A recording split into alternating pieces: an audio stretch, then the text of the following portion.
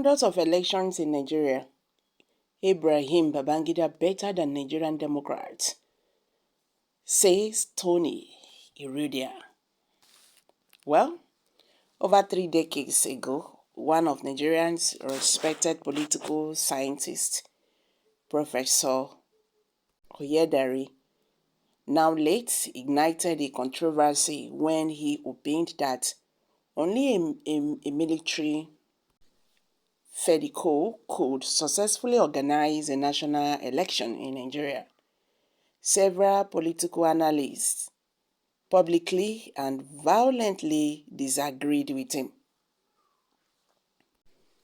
Oyediran's controversial viewpoint must have been informed by the wholesome electoral dispensation of the political class of the Second Republic, as well as the preserved performances of the Federal Electoral Commission, a commission that reportedly declared winners of election before votes of the same contest were counted in full.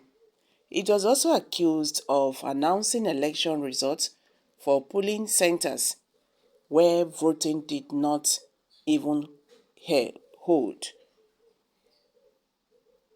Oyediran was perhaps moved to praise the military because of the relative peace which attended to the 1979 and 1999 general elections, which they supervised, of course.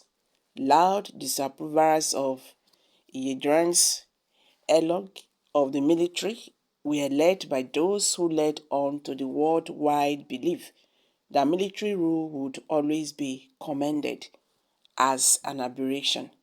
Till today, Nigerian politicians takes pride in chorusing the saying that the most benevolent military administration is worse than the worst democratic dispensation, making it obvious that democracy is the best system of government.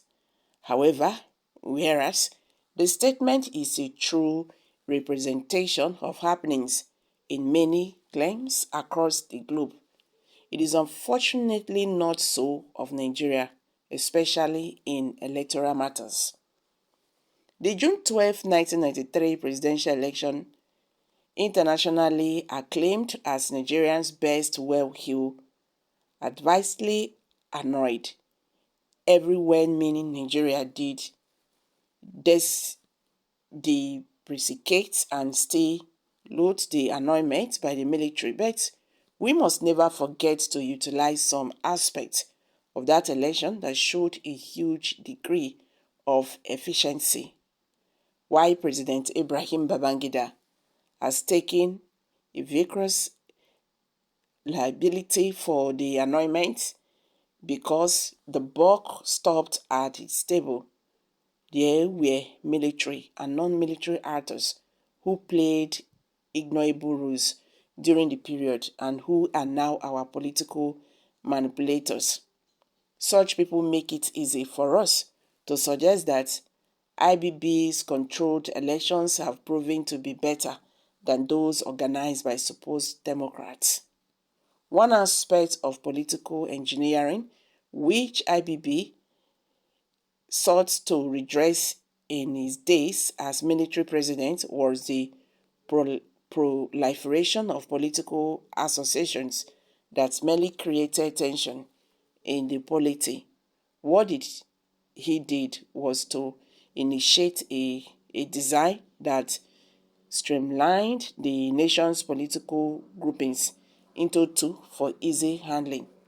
But our Democrats urged at the time that parties not being government agencies ought not to be so regulated. Today, how many Nigerian political groups that call themselves political parties are real?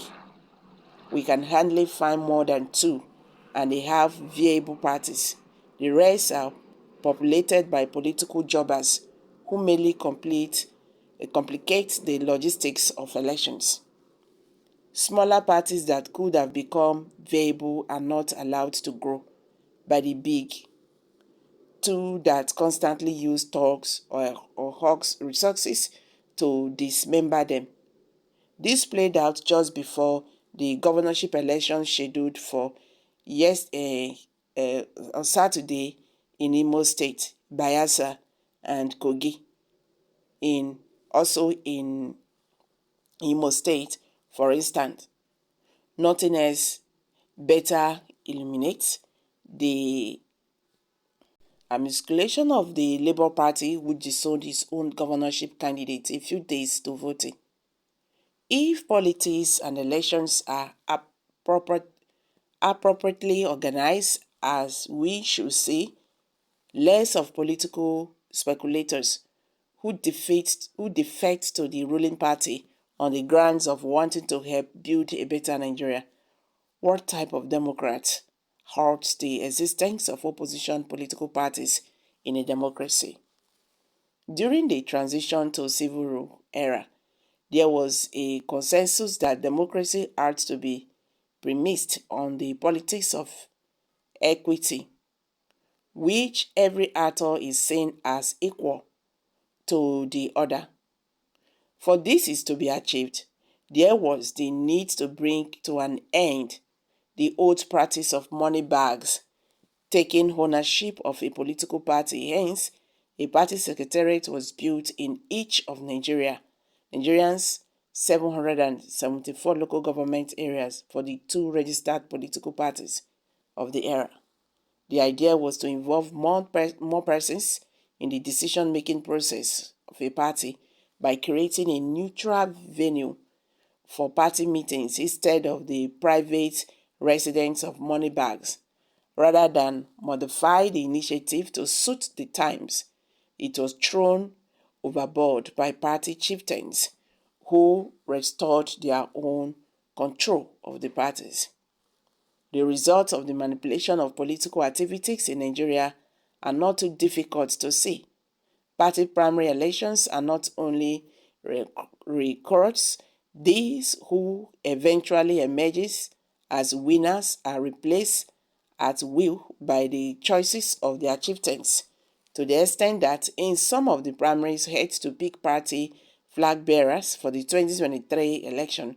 Those who allegedly won were not aspirants or never took part in the contestations. Yet, such atrocities or atrocious outcome was ratified by the judiciary. Ordinarily, such illegalities could not have happened in a party that is supposedly anchored on one man, one vote. So, guys, what's your take on this? Let's hear from you. Kindly share your thoughts below the comment section. Thank you.